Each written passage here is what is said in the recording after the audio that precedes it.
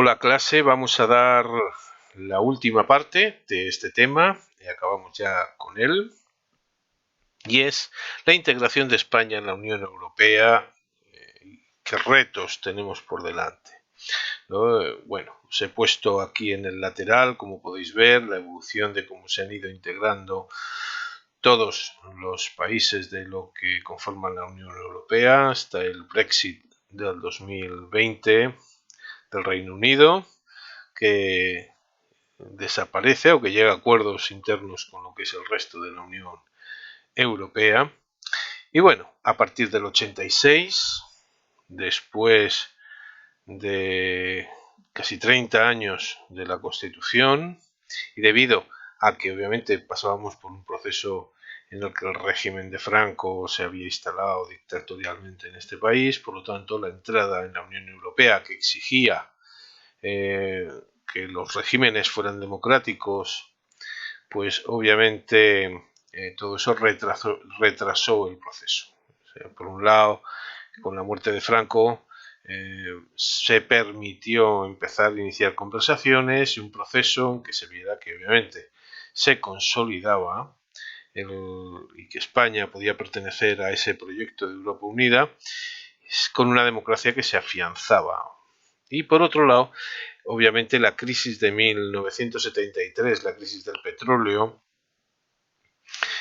tras la guerra del Yom Kippur entre Israel y los países árabes, se encubrió, el Instituto Nacional de Industria fue encubriendo la debacle económica, sobre todo de una industria que no estaba actualizada para los retos de futuro y menos para una competencia dentro del mercado común europeo, la CEE entonces, ¿de acuerdo? Pero bueno, acercarnos a la Unión Europea, entonces el mercado común europeo, nos permitía enfrentar la crisis de otra manera. Había que hacer un proceso de reformas muy duras, las más duras en el 85 con la reestructuración industrial, pero que fueron necesarias para que obviamente se pudiera dar un éxito en la integración dentro de la Europa comunitaria. Además, el paquete no venía solo pertenecer a la Unión Europea, era también pertenecer a la OTAN, cosa que no entendió mucha gente, pero que Helmut Kohl le dejó muy claro a Felipe González en su momento. Y que obviamente, pues bueno, el 1 de enero del 86, junto con Portugal, entramos directamente en la Unión Europea. Entonces, mercado común europeo. Consecuencias, pues bueno, las tenéis aquí muy claras, ¿de acuerdo? Por un lado, políticas, que es estrechar aún más el lazo eh, con la democracia, porque hay que recordar que son 40 años de dictadura y de una dictadura que, aunque no era sensu estricto fascista, se comportaba como tal y obviamente pues, tengo un nefasto recuerdo en el resto de Europa, ¿no? Aunque hubo otros países que les dolía bastante menos, como por ejemplo, pues, yo sé, Estados Unidos, que sí que apoyó el régimen y le convino, ¿no?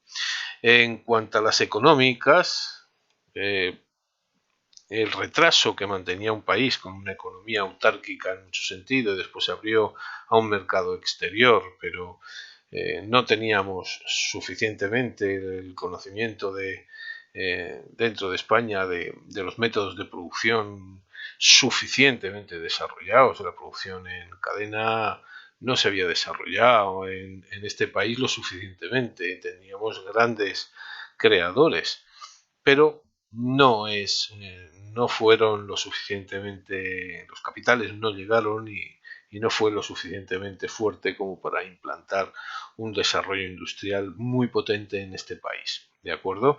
Entonces, obviamente, el esfuerzo que se hizo, lo primero, salir del aislamiento, que era de décadas, ¿de acuerdo? Y después, obviamente, la adaptación de los sectores económicos a las políticas comunitarias para hacerlo moderno y competitivo.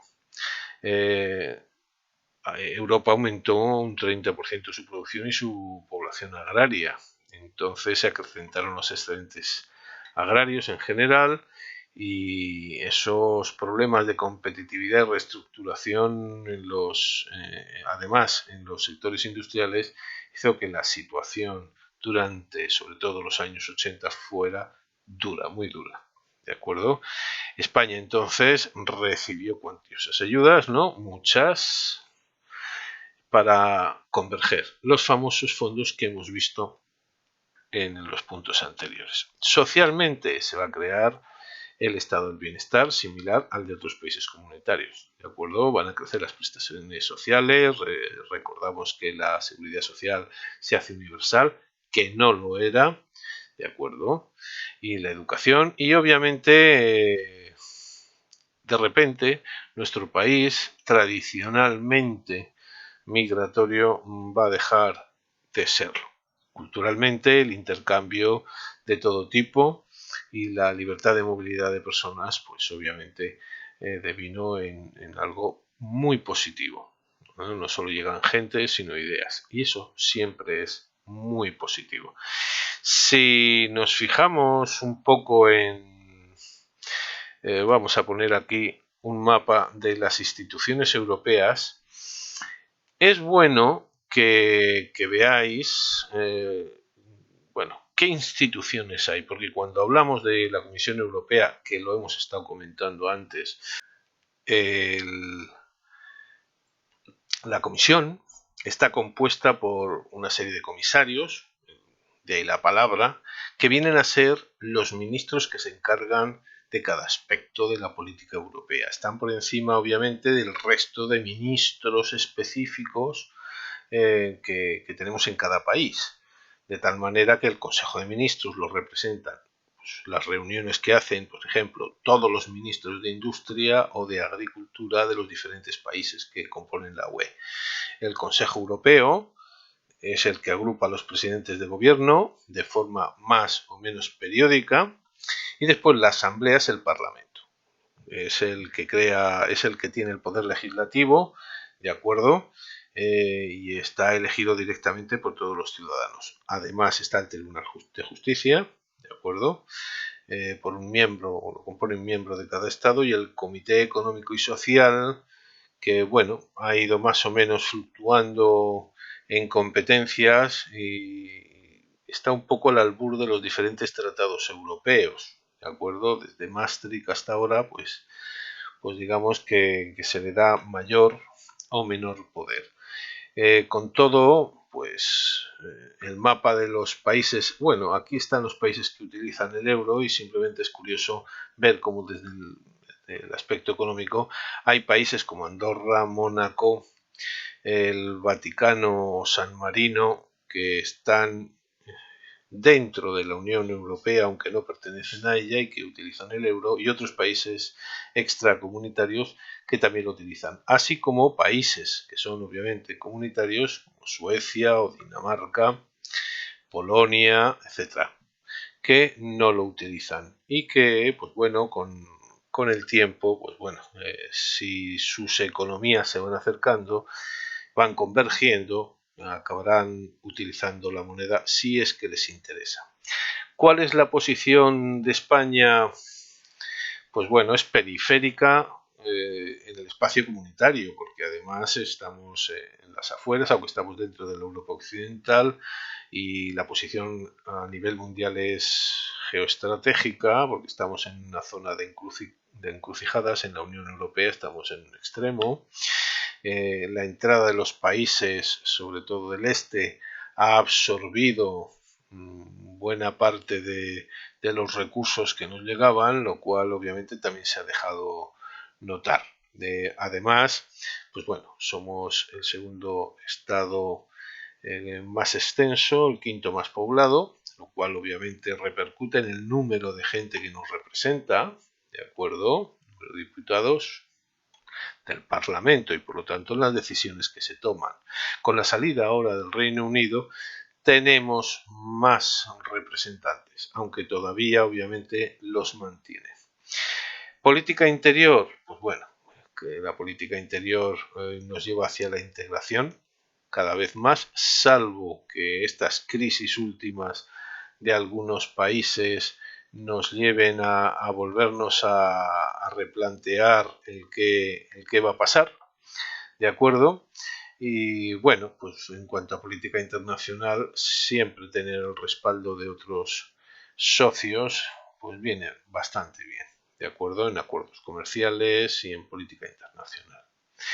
Económicamente, bueno, estamos en una posición intermedia, ya que estamos, pues bueno, dentro de los países más avanzados.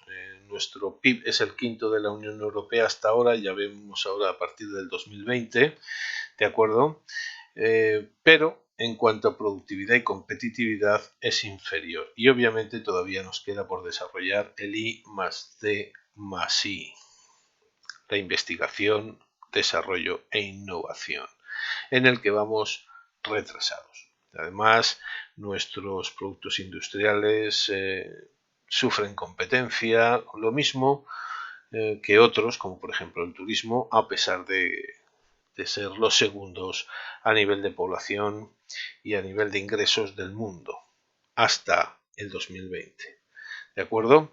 En cuanto a la posición social, la presencia española en Europa pues se ha dejado notar. La situación es desfavorable en cuanto a la tasa de paro, porque teniendo además, siendo un país que tiene menos población con la misma extensión que Francia prácticamente, sin embargo, tenemos mucha menos población y eso se deja notar después en unos porcentajes de paro demasiado altos, que es lo que además dispara las crisis y disminuye el bienestar social, que es precisamente uno de los caballos de batalla por los que lucha Europa, para que sus miembros alcancen ese bienestar.